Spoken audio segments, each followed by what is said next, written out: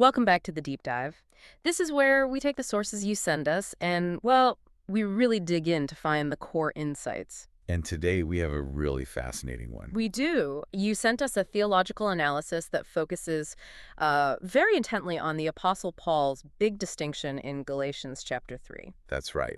And our mission today is pretty specific. We want to unpack one of the most persistent points of confusion, I think, within this tradition. And that is the fundamental difference between the law and the promise. Right. Our sources show that these aren't just, two sides of the same coin.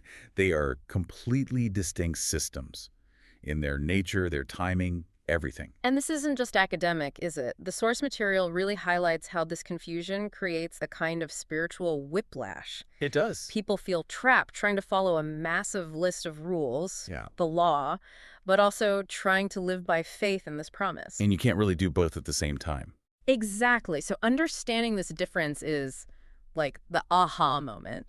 Okay, let's unpack this. We should probably start with the nature of the two. Contracts. Is that the right word? It is for the first one. When we look at the law, the analysis is very clear. It defines it as a bilateral conditional contract. Okay, let's break that down. Bilateral. Two-sided. Think of it like a legal agreement, not so much a gift. So both parties have responsibilities. Exactly. And the other word is key, conditional.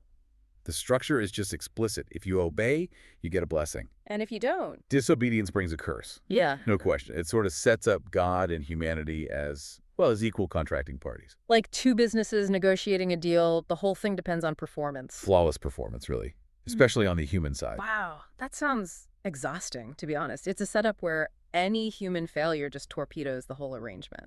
It is, and that's why the contrast with the promise is so breathtaking. The promise is described as the complete opposite. How so? It's a unilateral and unconditional covenant of love. Okay, unilateral. So one-sided. This is where it gets really interesting for anyone listening. It's everything. It means the responsibility rests entirely on one party. On God. On God. The source really hammers this home. He is responsible for the entire thing, from start to finish. It's founded completely on his faithfulness. So unlike the law, the promise can't be, canceled or revoked because of something a person does. Correct. You can't perform well enough to earn it, and you certainly can't fail badly enough to lose it. The commitment is 100% divine. Which I guess leads us right into the second big point, the timeline. Yes, the timeline. Because if the law is conditional and basically expects human failure, that has to change why and when it was introduced. The timing makes all the difference in understanding Paul's argument here. So where does the law fit in the grand scheme of things? It's a late addition. The analysis is clear. It was given long, long after humanity had already sinned. It was never the original path to life. So what was its purpose then? Its sole purpose, and this is crucial, was to act as a fence. A fence? I like that visual. A protective boundary. But wait, if the main plan was always this unconditional promise, why even bring in a temporary fence? Wasn't that just setting people up to fail with rules they couldn't possibly keep? That's the exact question the source gets at, linking it to Galatians 3.19. The fence wasn't there to give life. It was there to manage sin that already existed. To stop things from getting worse. Exactly. To prevent humanity, already tainted, from falling into deeper transgression. It's a mechanism to contain and, importantly, to define what sin is until the real solution arrived. So it highlights the problem rather than fixing it. Perfectly put. That totally reframes the law for me. It's a necessary, maybe even compassionate, temporary control. But the promise, then? The promise is on a completely different scale. Because the source says it wasn't a late addition. It existed when? Much earlier. The source says even before the foundation of the world. Wow. Okay, just think about that for a second. That completely removes the idea that God was scrambling for a plan B after the fall. Absolutely. The source makes a powerful point here. God knew, perfectly knew, before creating anyone, that humans would eventually sin, that they would betray him. And yet, he chose to create them out of love anyway. Creation itself was this premeditated act of love, fully knowing the painful outcome. that changes everything. It means the law was just inserted into a situation where the promise was already the bedrock. Yes. And you see that promise pop up immediately, right after the first human failure. No hesitation. Zero hesitation.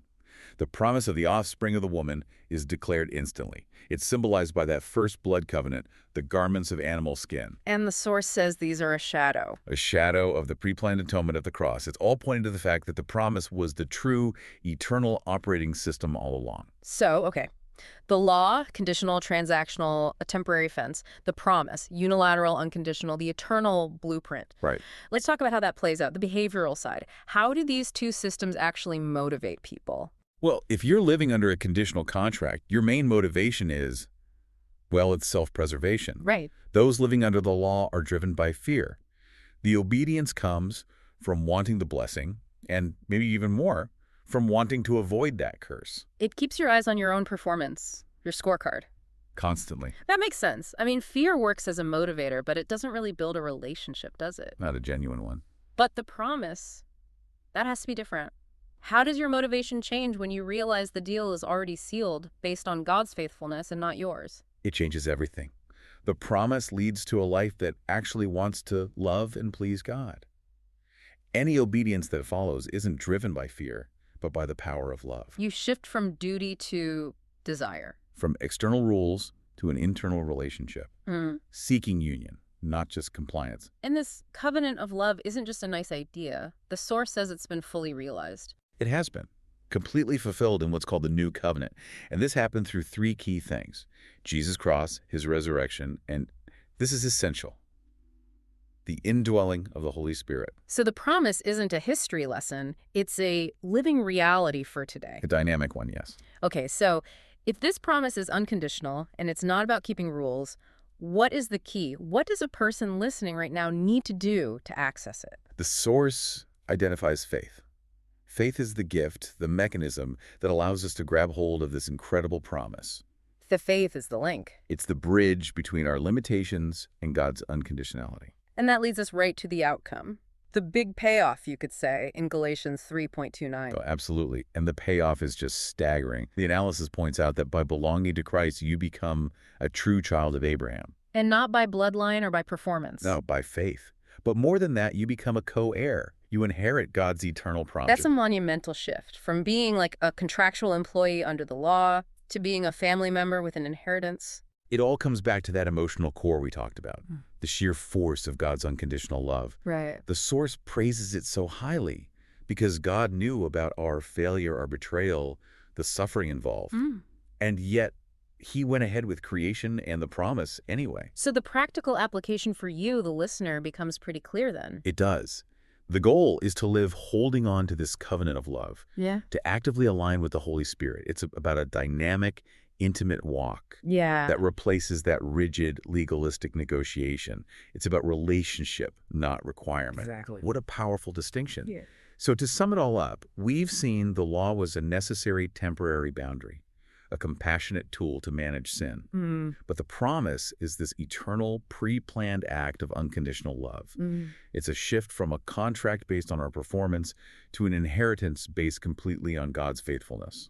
Which leaves us with a really important question for you to think about today. Go on. If the law was designed to show we can't perform perfectly, and it worked on a strict, if you do X, I do Y basis. And the promise works entirely on this unilateral eternal love. How does really getting that distinction change the way you approach your daily life? Your choices, your motivations? Does it shift your focus from trying to earn something? To simply accepting and responding to a gift you already have? A profound shift to think about. Thank you so much for bringing us this source material for the deep dive.